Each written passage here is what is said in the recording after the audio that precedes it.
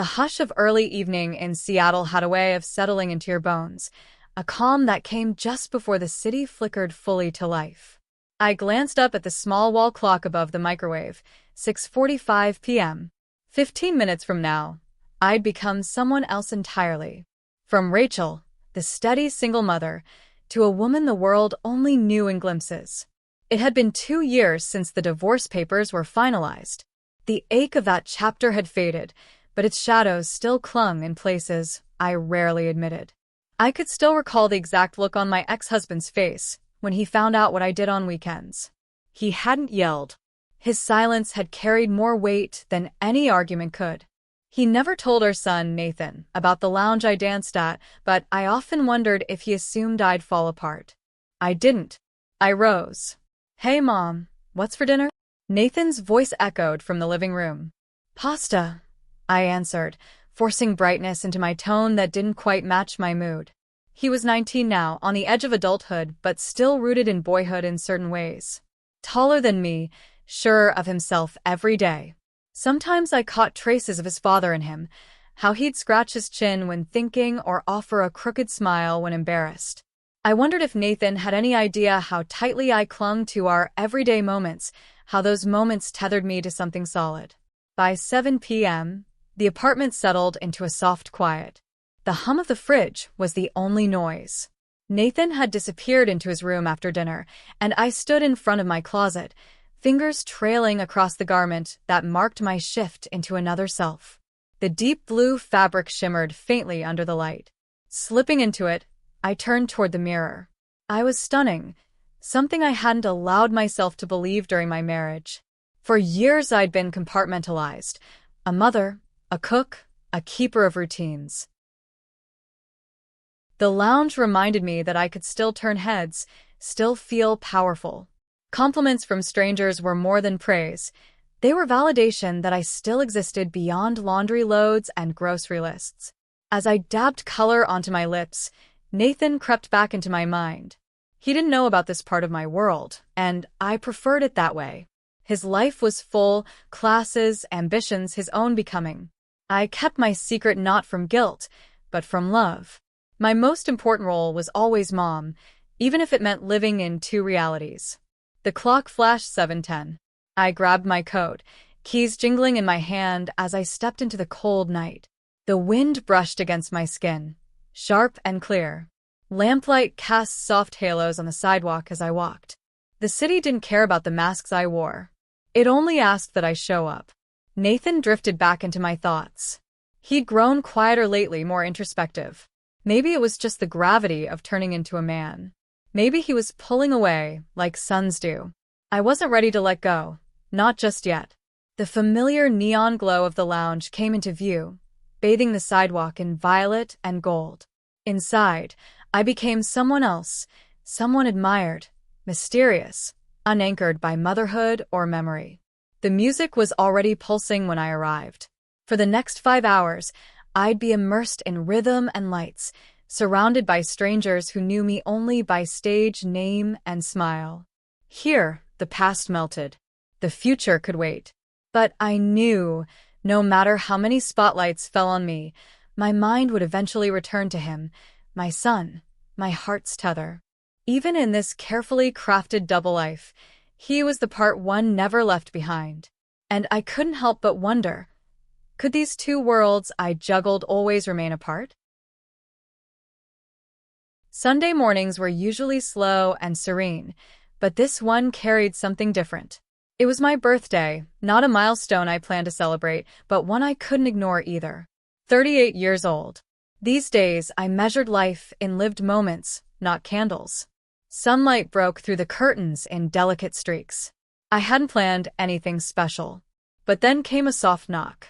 Before I could answer, the door opened a crack, and Nathan stepped in, careful not to spill the tray he held.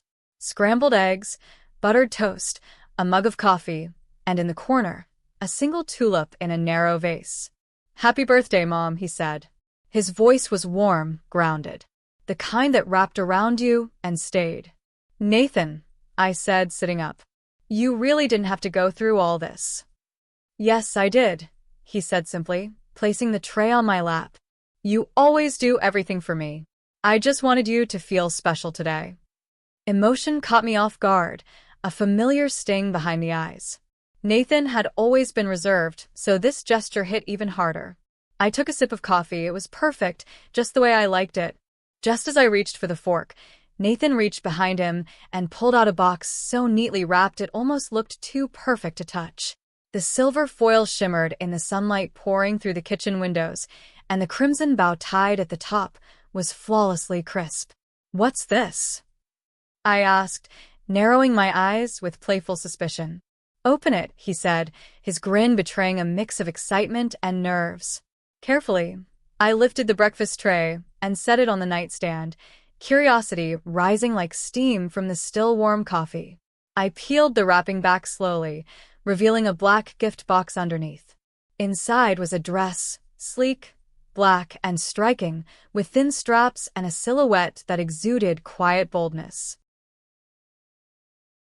Not flashy, but unforgettable. "Nathan," I breathed, fingers brushing over the silky material. "This is absolutely gorgeous." He laughed, a soft, proud sound. "I knew you'd like it. As soon as I saw it, I thought, that's something Mom would own the room in. You deserve to feel that way." His words landed deeper than he probably intended. For a moment, I couldn't find the right words. My son, this thoughtful, slightly awkward, ever-observing young man, had unknowingly reached into a space I kept hidden and gently handed me a reminder. I still mattered. I don't even know how to thank you," I finally said, voice catching. "Just promise you'll wear it," he said, eyes shining. "I mean, how could you not? You'll steal the spotlight." I smiled and shook my head. "You're a charmer, just like your dad used to be." He leaned down and kissed my cheek. "I learned from the best." His footsteps faded down the hallway, leaving me alone with my thoughts and the dress. I stood, held it against my body in the mirror, and let myself imagine the way it would catch the lights. It was flawless. And I'd wear it tonight, not to dinner, not to some party, but to the lounge. To the place where I became someone else for a few hours. It wasn't just beautiful. It was powerful. And in a quiet, indirect way, Nathan had gifted me the confidence I didn't realize I needed. The rest of the day was filled with a gentle kind of happiness. Nathan stuck around, even baked a cake, lopsided, slightly crispy at the edges, but sweet in every way that mattered. We curled up on the couch and rewatched an old movie we both loved, and I let myself relax completely, my heart full in a way it hadn't been for years. As evening crept in, I made my way to the mirror again, the dress already calling to me. I slipped it on, its fabric smooth as water against my skin. It fit like it had been made just for me. I added a touch of red lipstick, pulled my hair back into a twist, and stepped into black heels that completed the transformation. When I walked back into the living room to grab my coat, Nathan looked up from his phone. His eyes widened for a split second before he schooled his expression. "Wow, Mom," he said with genuine admiration. "You look incredible." "You're being too sweet," I said, smiling softly. "No," he said, standing. "I mean it. You look like you could stop time." His words lingered, and for a heartbeat, I felt something impossible to name. A flicker of pride, of tenderness, of being truly seen. "Thank you, baby," I said, hugging him briefly. "I'll be back late. Don't wait up." The winter night outside was crisp, the sidewalks edged with frost. As my heels clicked against the concrete, I felt different, alive in a way I hadn't in too long. Tonight wasn't just another shift. It was a celebration of everything I had reclaimed. And even if Nathan never knew the truth, it was his kindness that lit that spark in me again. When I entered the lounge, bathed in soft light and bass-heavy music, it felt like slipping into another skin. The black dress shimmered subtly under the stage lights, and with every step, I felt more grounded in who I was becoming. Tonight wasn't about money or strangers' attention. It was about feeling like myself again, fully, unapologetically. And later, as I curled my fingers around the pole and the music pulsed through me, I felt more in control than I had in years. But then, as I moved across the stage, scanning the room with practiced ease, I felt my chest tighten. There he was. Nathan. He stood near the entrance, his expression morphing from intrigue to disbelief. Dressed sharply, dark jeans, a fitted charcoal jacket, hair carefully styled, he could have passed for any of the club's more polished patrons. But he wasn't just anyone. He was my son. And he had just stepped into the one world I never wanted him to see. I faltered, just for a breath, a momentary lapse in the flow of my routine, barely noticeable unless you were really watching. And he was. Nathan's eyes locked onto mine, and there was no mistaking the expression on his face. His steps paused, and for a second, I braced myself for him to spin around and vanish into the night. But he didn't. He walked deeper into the lounge. My body moved out of instinct, every trained motion continuing as though nothing had changed, even though inside I was unraveling. 1,000 questions tumbled through my mind. Why was he here? How had he ended up in this place? But even in the middle of that storm, I couldn't help but notice how different he looked. Confident. Composed. Like he belonged here. Not as a boy lost, but as a man who knew exactly what room he'd entered. He settled into the front table, just close enough to see me clearly, just far enough to pretend this wasn't personal. His eyes never left mine. He didn't flinch. If anything, he looked impressed. My cheeks flushed, not from embarrassment alone, but from something stranger, something deeper. It wasn't disappointment in his face. It wasn't confusion or judgment. It was something close to pride. The next song slowed to a sultry tempo, and I seized the shift to steady myself. I moved in sync with the rhythm, letting the soft beats carry me through. Every time I glanced his way, he was still watching, not as a shocked son, as a witness to something unexpected, someone unafraid of what he was seeing. He leaned back in his seat, casually drumming his fingers against a glass of water, as if he belonged here more than I did. It was surreal, but it wasn't uncomfortable. This wasn't a place for wide eyes or boys in over their heads. But Nathan wasn't either of those things anymore. The music faded, my set ended, and I disappeared backstage, heart racing. The dressing room was quiet, filled with the clatter of heels and soft conversation, but I couldn't hear any of it. I stared into the mirror, at the reflection of a woman trying to decide whether to feel exposed or understood. Why hadn't he left? Why wasn't he angry? I didn't get time to answer myself. A soft knock came at the door. One of the floor hosts poked his head in. "Ray, someone's out front asking for you." I already knew who it was. I touched up my lipstick, smoothed the dress over my hips, and walked back into the club. The music had softened, laughter floating in from every corner. But none of it mattered. The moment I saw him still at that table, every sound disappeared. He stood as I approached, then sat again, more collected than I'd ever seen him. "Mom," he said quietly, calmly, as if we were back in our living room. "You were amazing." I stopped, speechless. That wasn't what I expected. "Nathan," I whispered, unable to hide the crack in my voice. "Why are you here?" "I could ask you the same thing," he said, lips curled into something that was almost a smile. "But I don't need to. I get it. I didn't want you to find out like this." He shook his head. "I'm glad I did." I blinked, confused. "You're not upset?" He leaned forward. I was surprised. "But watching you up there? You were strong. Powerful." "I saw someone owning who she is." "I get that now." "You do?" He nodded. "You always tell me to be fearless, to chase what makes me feel alive. I just never realized how much that came from you actually doing it yourself." I swallowed the emotion rising in my throat. "I didn't think you'd understand." "I do. More than you know." We sat in that moment, two people connected by more than blood. For the first time, I wasn't just his mother. I was someone he saw fully. "You're not ashamed?" I asked again. He gave a small laugh. "No." "Honestly, I'm proud of you. You're bold. You're unapologetically you." Tears stung the corners of my eyes, but I blinked them away. "You've grown into such a man, Nathan." He reached for my hand across the table. "Because I've always had the strongest woman to look up to." He stayed the rest of the evening, not as a child, but as someone witnessing the unfiltered truth of who I was. And in that gaze, I saw something I hadn't dared hope for: acceptance, respect. The final routine of the night played out under golden lights and cheers, but none of that mattered. I performed with a new energy, with him in the audience, not a stranger, not a secret. As I stepped off the stage, moving through the crowd, his eyes found mine again. Focused. Proud.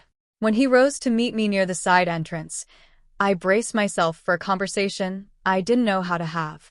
But what he did next left me completely still. I stumbled, just slightly, a break in the rhythm that would have gone unnoticed by most. But not him. Nathan's gaze had locked onto mine the moment I caught sight of him. His face mirrored the disbelief I felt in my bones.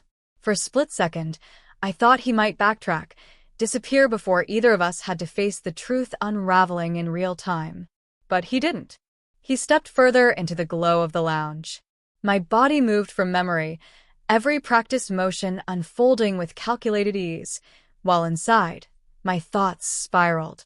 Why now? Why here? Of all the places to see him, this was the one I never wanted him to enter. And yet, even through the knot tightening in my chest, I noticed the shift in him. He carried himself with intention, with poise.